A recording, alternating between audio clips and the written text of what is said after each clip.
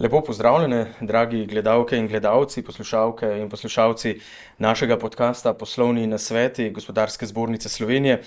Mesec november je bil za gospodarstvo pester mesec. Saj so se zvrstili številni dogodki, pomembni za gospodarstvo, med drugim tudi nacionalna konferenca Go Digital v organizaciji Gospodarske zbornice Slovenije, Združenja za informatiko in telekomunikacije. Zato v studiu lepo pozdravljam direktorja tega združenja, gospoda Nenada Šutanovca. Lepo pozdravljeni.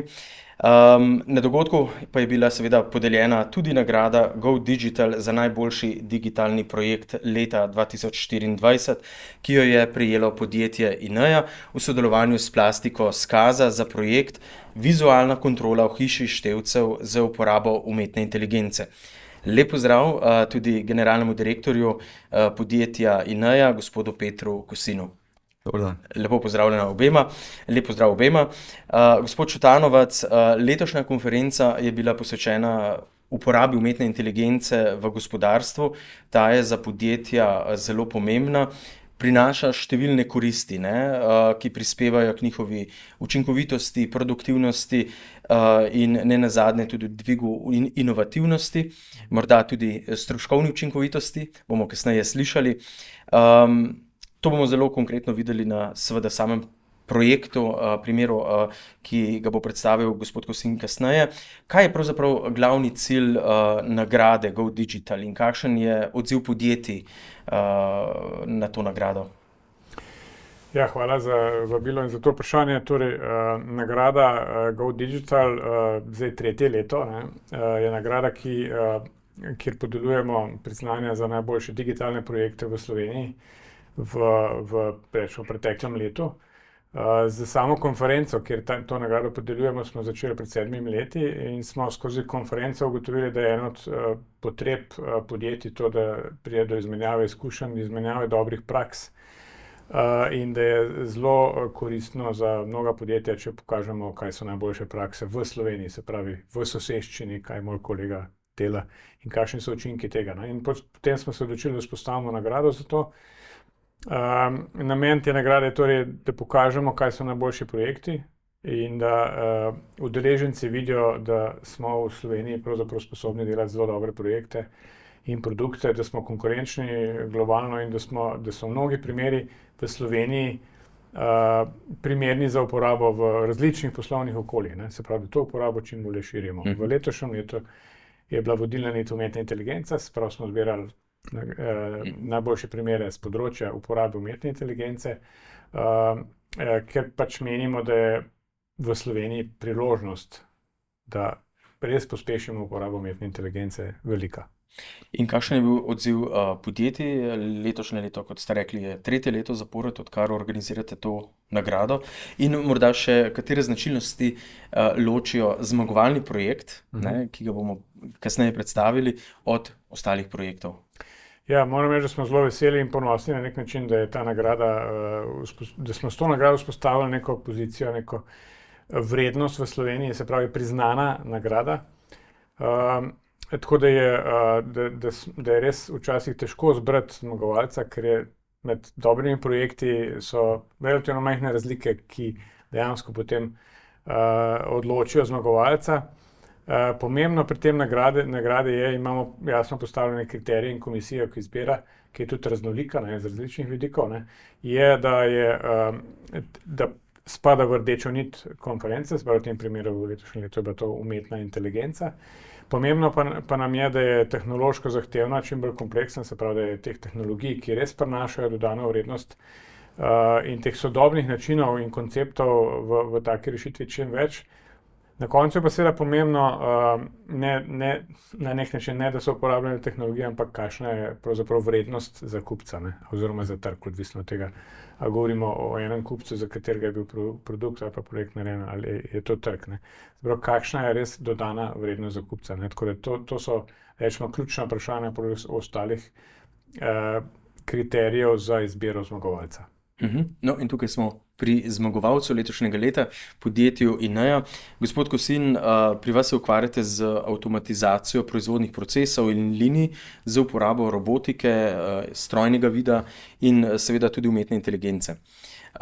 Letos ste dobili nagrado za najboljši digitalni projekt, kjer ste za podjetje Plastiko Skaza uporabili umetno inteligenco za preverjanje ustreznosti izdelka oziroma vizualno kontrolo izdelkov na proizvodni liniji. Za tiste, ki ne poznamo točno, zakaj gre, nam lahko prosim na kratko opišete, kakšno rešitev ste razvili, kaj to praktično pomeni v praksi. Ja, Plastiki Skaza smo razvili rešitev za avtomatsko kontrolo, kot ste rekel, plastičnih ohišij. To se moramo zavedati, da je precej kompleksen kos, ker ga končni uporabnik vidi, so pomembne tudi vizualne napake. Tu vemo, da smo ljudje dokaj zahtevni in da je to odločanje, kaj je sprejemljivo in kaj ni, dokaj kompleksno. Tako da sigurno, seveda je tukaj vgrajeno tudi kontrola običajnih funkcionalne kvalitete, ki pa se izvaja s klasičnimi algoritmi, zato ker tudi mi zagovarjamo, da umetno inteligenco se ne uporablja tam, kjer ni nujno potrebna. Umetna inteligenca je pač dokaj zahtevna, če jo tudi primerjamo recimo z učenjem v šoli, se pravi, je potreben učni proces, je potreben učitelj, je potrebno gradivo in potem človek usmerja, kako se bo učenec ali umetna inteligenca naučila. Tako da sam proces vpeljave umetne inteligence je dokaj kompleksen, je tudi potreben izbira pravega modela. Lahko da bo kdaj v daljni prihodnosti to vse teklo samo po sebi, ampak trenutno je to state of the art. Zakaj ste uporabili umetno inteligenco? Kako vam je ta konkretno pomagala pri analizi konkretnih izdelkov? Zakaj je bila boljša od človeka? Ja, umetna inteligenca ima veliko kapaciteto. Se pravi, človek težko 7000 slik, ki so bile uporabljene v tem primeru za učenje, drži v glavi in jih primerja s tem, kaj se dogaja zdaj. Tudi težko drži fokus 8 ur na neki tako ponovljivi zadevi. Poleg tega je pa več ljudi vključenih, so izmene, imajo druge zadolžitve ljudje in ljudje ne odločamo vsi enako, imamo neke svoje subjektivne in tudi v teku dneva in v teku let ne odločamo vedno enako in tukaj nam pa lahko stroj, ki nima teh človeških sprememb, pomaga. Tako da tukaj smo izkušnje 5 kakovostnikov, to so mojstri, poznajo proces v najmanjše podrobnosti. Smo njihove izkušnje združili v eno enoto in tukaj nam je pomagala umetna inteligenca. Ker se tudi odloča bolj objektivno lahko. Recimo, če si dobil ravno kar zavrnjeno pošiljko, potem boš svoj varnostni faktor prilagodil kot človek, stroj pa nima te težave. In kako ta rešitev recimo konkretno vpliva zdaj na produktivnost, učinkovitost v proizvodnji podjetja Skaza? Ja, kot rečeno, te kakovostnike smo razbremenili, tako da so 70% manj prisotni na tej liniji in se lahko posvečajo zadevam z večjo dodano vrednostjo, ker lahko si predstavljamo, da to, da gledaš en kos cel dan, ni najboljša uporaba človeka. Poleg tega se je pa tudi zmanjšal izmet, zato ker so Plastika Skaza se preveč omejevala v tem, kaj je sprejemljivo, ravno zaradi teh varnostnih faktorjev, ki so pač del človeka, so vgrajeni. Torej se je kakovost proizvodov tudi izboljšala s tem? Tako, manj je izmeta, mislim, sama kakovost ne, ker proizvodni proces je tak, kot je, ampak veliko boljše se odloča, kaj je primerno za kupca in kaj ne.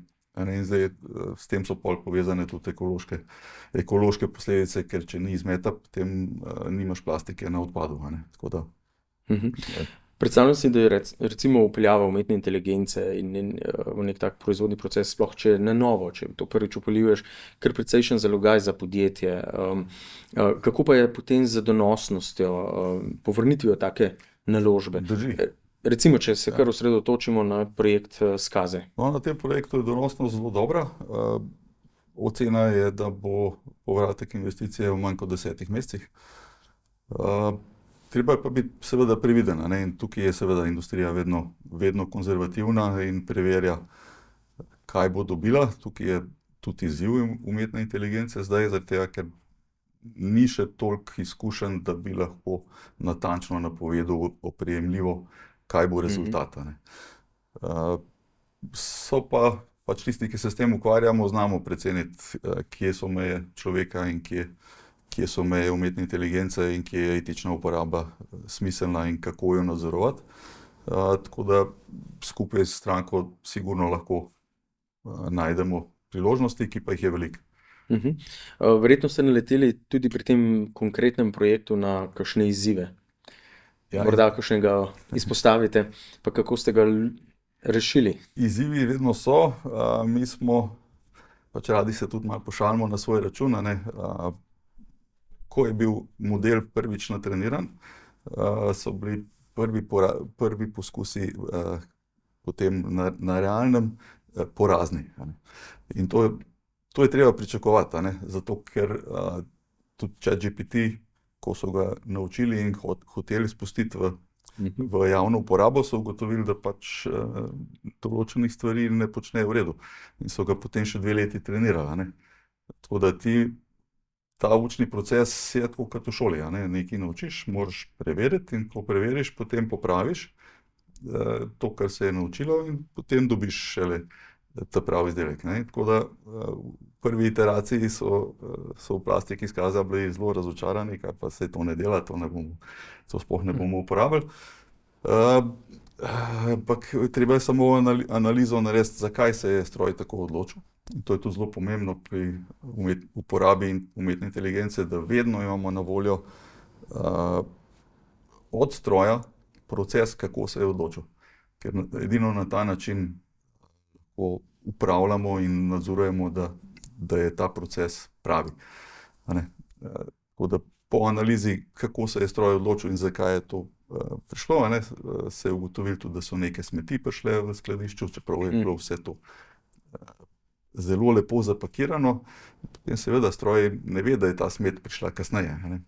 Tako da tako analizo vsaj zaenkrat mora delati človek, a ne. Ja, tudi strojem moramo dati priložnost se učiti, ne. Stroju treba dati priložnost. Zelo pomemben vidik uporabe umetne inteligence, ne. Tako je. Ja.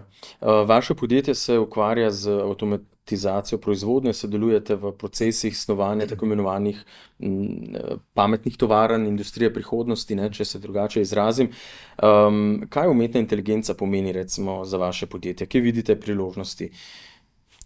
Ja, 2 segmenta seveda, kako mi lahko umetno inteligenco uporabimo za nas, da smo mi bolj učinkoviti.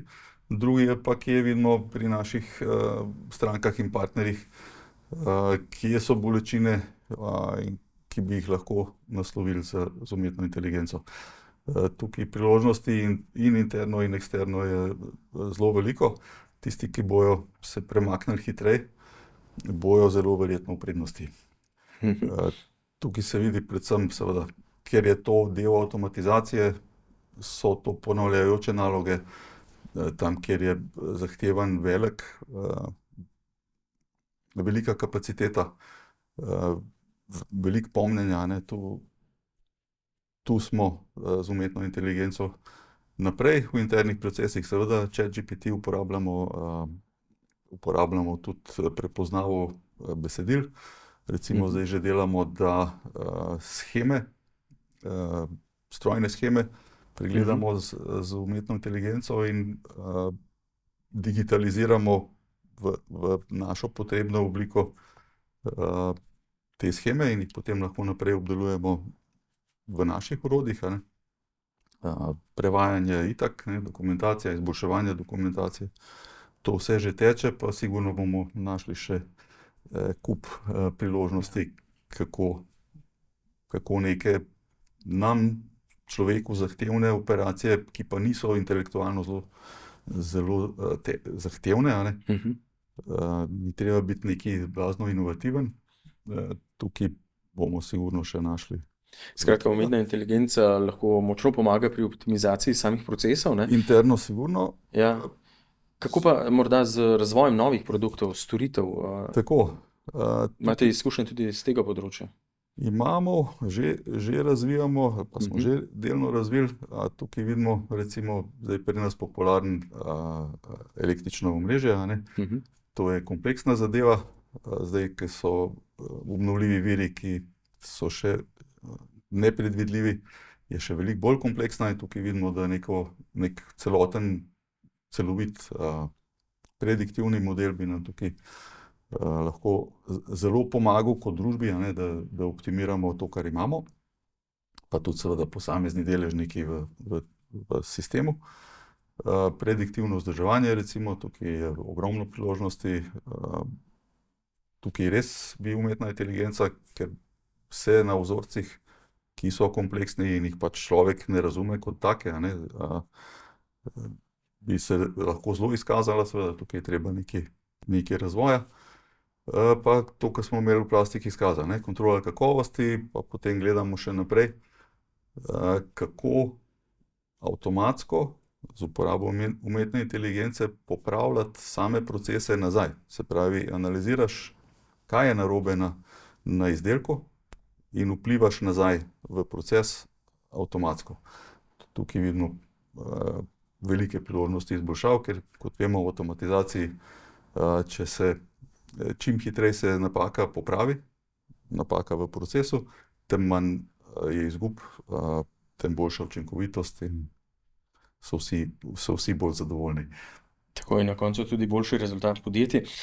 Gospod Šutanovec, kako ocenjujete sicer splošno digitalizacijo v slovenskih podjetjih? Ne, zdaj seveda govorimo o umetni inteligenci, ampak kako pa vi vidite sicer trende? Vemo, da veliko se govori danes o zelenem prehodu in druga stvar takoj je digitalizacija. Kako vi to zasledujete? Če izhajam morda iz teme umetne inteligence, ne, ki smo jo načeli, ne, umetna inteligenca temelji na nekem nivoju digitalizacije, ne, se pravi, potrebuje neko povezljivost, potrebuje neke procesorske moči in predvsem potrebuje podatke, ne, se pravi, okolje, ki ni na nekem dovolj visokem nivoju, pravzaprav ni primerno za uporabo umetne inteligence, ne. Zato nam je pomembno, ali pa zato še posebej nam je pomembno, da vemo, kje smo nasploh v Sloveniji, kar se tiče digitalizacije, ker to vpliva na marsikaj, ne samo na to, na produktivnost, konkurenčnost, odpornost na krize, konec koncev tudi na inovativnost, ne. Ampak tudi na koncu na uporabo nekih sodobnih tehnologij, ki temeljijo na tem. Torej, mi smo v poletnih mesecih, ko je prišlo poročilo Evropske komisije o digitalnem desetletju, naredili analizo tega poročila in ugotovili, da je žal Slovenija predvsem nazadovala na področju uporabe digitalnih tehnologij v podjetjih, nazadovala relativno glede na ostale države znotraj Evropske unije. To je potrebno poudariti, ne. Včasih kdo reče, da smo napredovali, ne, vendar če napredujejo drugi hitreje, ne, pomeni, da smo na koncu pravzaprav nazadovali, ker se merimo v nekem mednarodnem okolju, ne, tukaj merimo konkurenčnost. Nazadovali smo tukaj, ne, kar nam nedvomno, torej moramo razmisliti, kaj zdaj narediti, ne. V 2 letih smo nazadovali na področju digitalizacije podjetij, tule govorim predvsem malih in srednjih, se pravi, na velikih podjetjih smo relativno v redu, celo nad povprečjem Evropske unije, tule smo pa padli globoko pod povprečjem Evropske unije na malih srednjih podjetjih.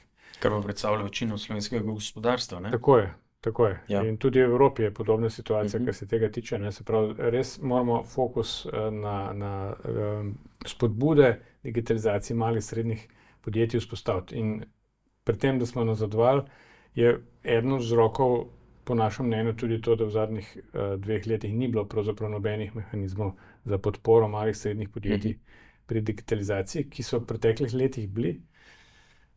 in ki so kazali dobre rezultate. Se pravi, ko podjetja imajo neke spodbude, ko dobijo nekaj denarja, ko imajo neke spodbude tudi iz stališča ozaveščanja, izobraževanja in tako naprej, ko poznajo dobre primere prakse, grejo v to lažje. Omenili ste spodbude, izobraževanje. So podjetja dovolj ozaveščena o pomenu digitalizacije? Kaj to za njih pomeni? Priložnosti umetne inteligence, kar je še stopnja več od neke osnovne digitaliziranosti nekega podjetja. Ne? Ja. Je tukaj že problem ali so res problem samo finančna sredstva? Imamo tudi tukaj še problem.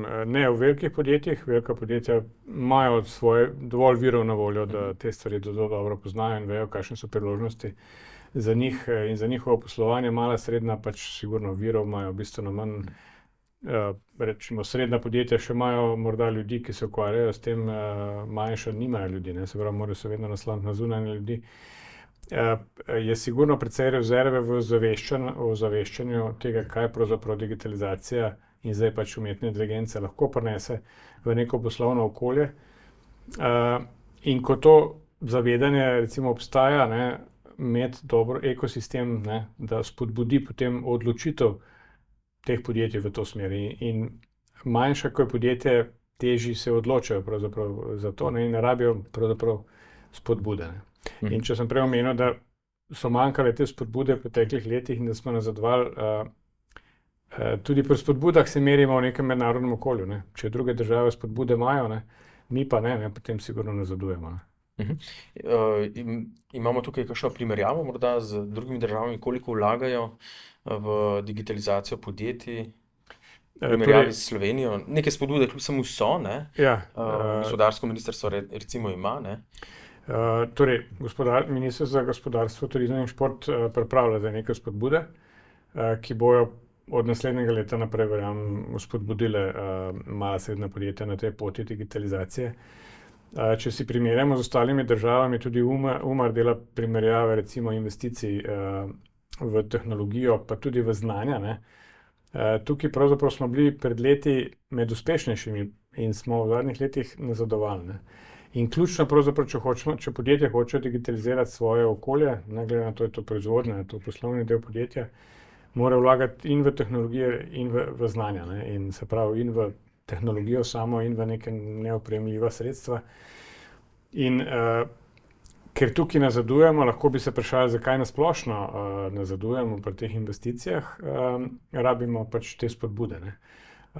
In te spodbude druge države, recimo sosednje imajo, lahko primer Avstrije povem, ki je zelo razvita država, pa je recimo v času v načrtu za okrevanje in odpornost procentualno bistveno več sredstev namenila za digitalizacijo, kot je povprečje EU ali pa kot je bilo to v Sloveniji. Slovenija je namenila minimum, na srečo je bil določen s strani Evropske komisije, se pravi, pod minimum nismo smeli iti.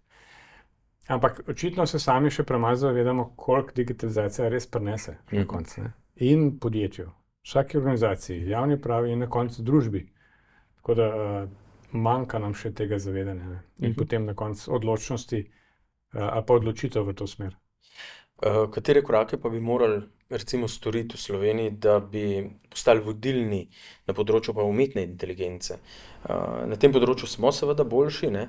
Pa vedno smo lahko še boljši, kot smo danes. Kako vidite to področje? Smo po teh analizah v primerjavi z drugimi državami smo nadpovprečjem na področju uporabe umetne inteligence. Ampak ta nivo uporabe je še relativno majhen povsod, ne. Se pravi, pomembno bo, da to uporabo res razširimo.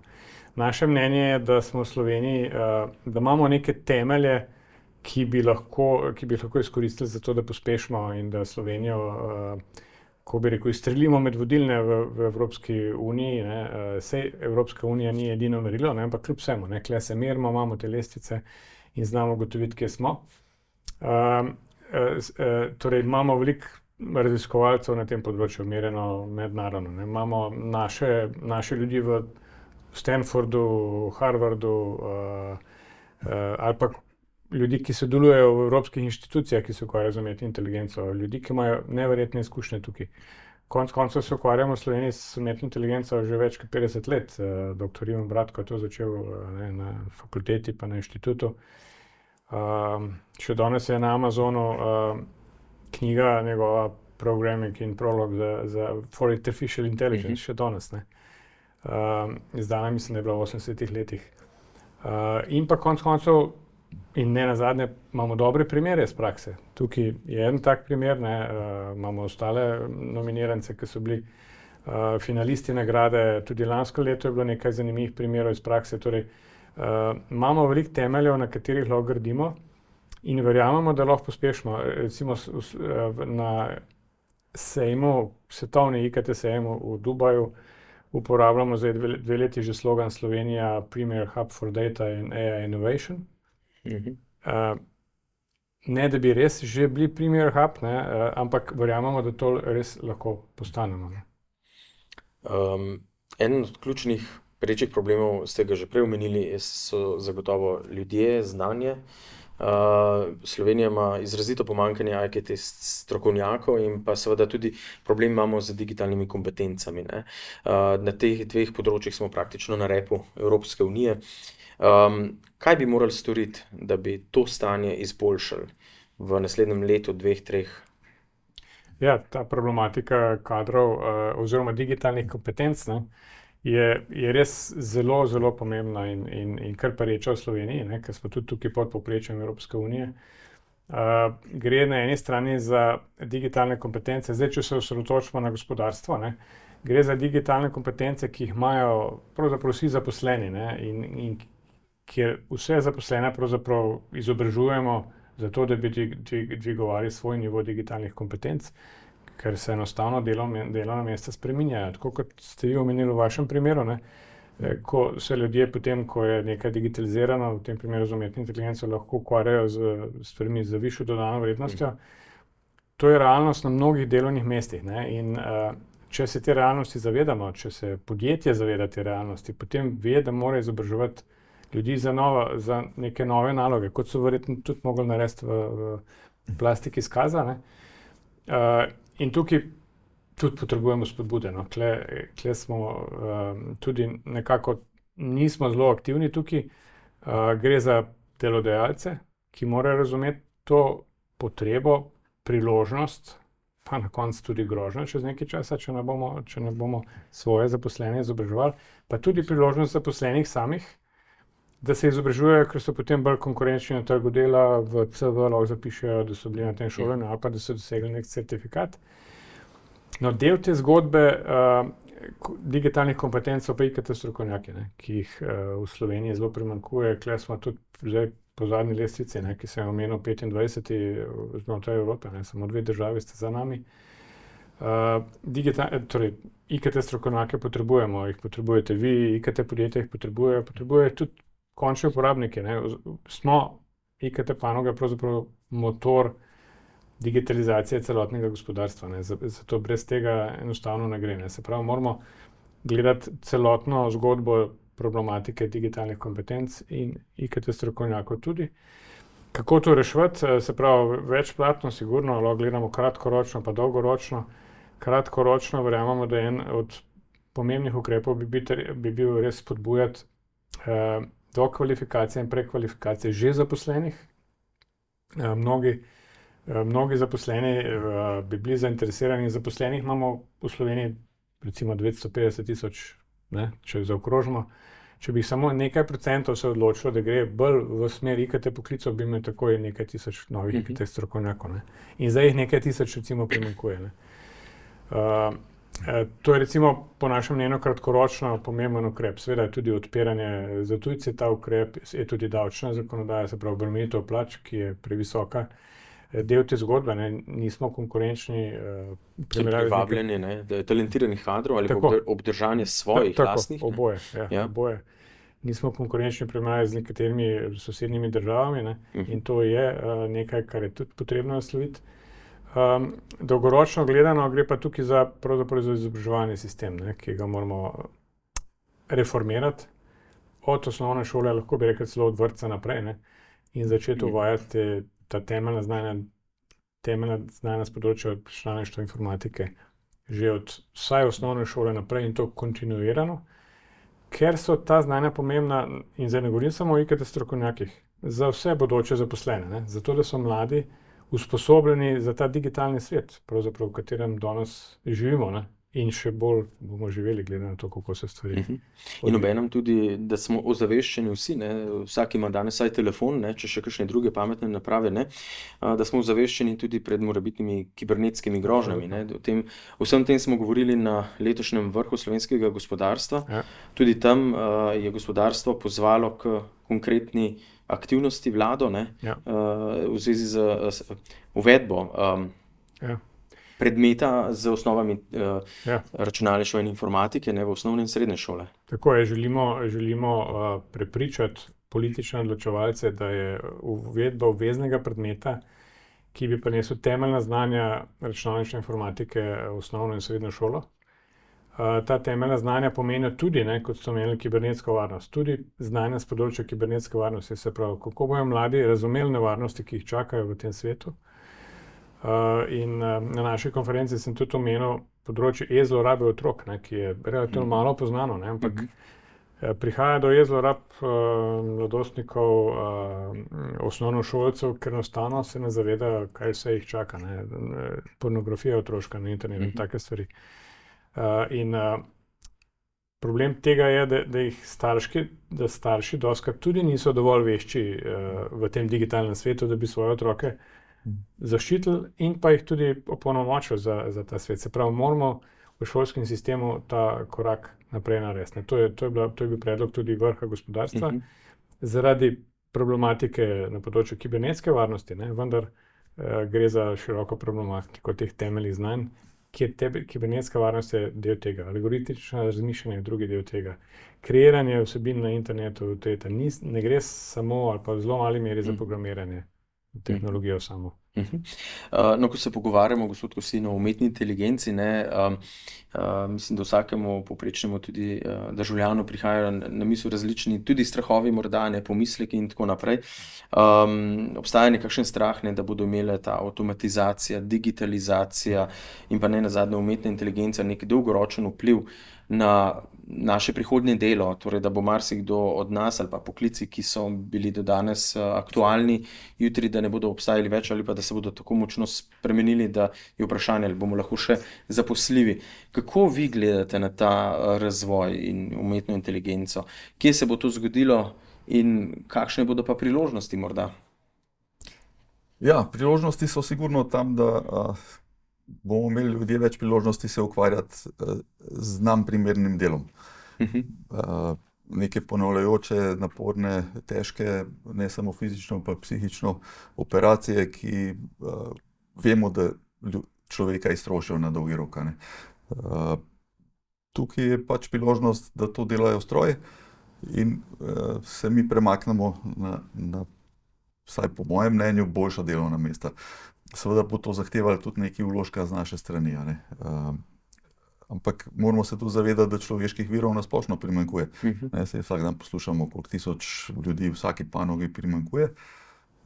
Torej, dajmo te človeške vire pametno uporabiti in ta slaba dela ne delajo stroji. Z ali brez umetne inteligence pač niti ni toliko pomembno. Jaz mislim, da vsi delodajalci razmišljajo na isti način, ne da se želijo nekoga znebiti, ampak ga čim bolje uporabiti v svojem poslovnem procesu za čim boljši skupni uspeh.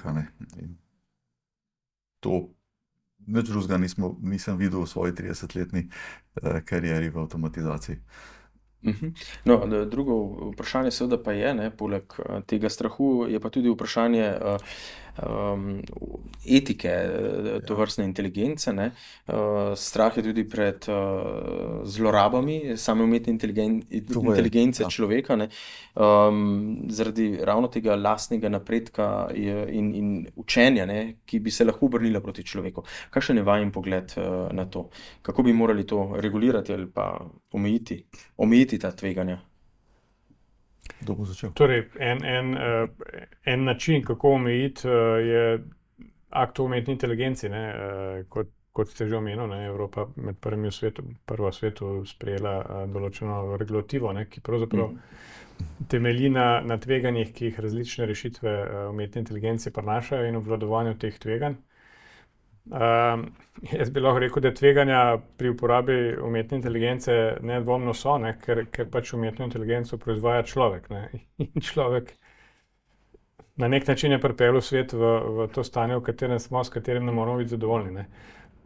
Pravzaprav tudi te generativna umetna inteligenca z svojimi modeli, z tem učenjem na podlagi vsega znanja, ki ga dobi v svetu, na internetu, je odslikava nekega današnjega sveta, ne, v katerem pa ni vse resnično, ne, kar lahko preberemo ali pa tudi stroj dobi na internetu, je tudi neresnično, so tudi lažne novice namenoma. Se pravi, vse to se potem shrani v nekem modelu, ne, ki na naše vprašanje da nek odgovor. In ta odgovor lahko temelji na tudi lažnih novicah. Se pravi, moramo se zavedati omejitev in pa nevarnosti, ki jih umetna inteligenca prinaša. In potem z regulativo, pa tudi sicer z zavedanjem umetno inteligenco uporabljati na pameten način. Če je to ChatGPT pri svojem lastnem delu, kot tudi doma, ne, po službi, moramo vedeti, kaj pomeni, če posebej v službi damo noter nek dokument, ki je službene narave, poslovna skrivnost morda. Ne. Tega ne smemo početi, ne, ker gre v svet na nek način. Ne. Tako. Mogoče, gospod Kosin, lepa navezava na službo in na poslovno okolje. Kako pri vaših zaposlenih, kjer morate uporabljati umetno inteligenco, omejujete, če lahko tako rečem, ta tveganja? Po obrnu pa zavedanje, pa regulativa. Upam, da nas bo tudi tujina sledila pri regulativi, da ne bo potem nek pritisk, ker se nekdo hitreje razvija, zato ker nima regulative. Ja. Tukaj je nevarnost, da pač kapital naredi spet neko svojo pot.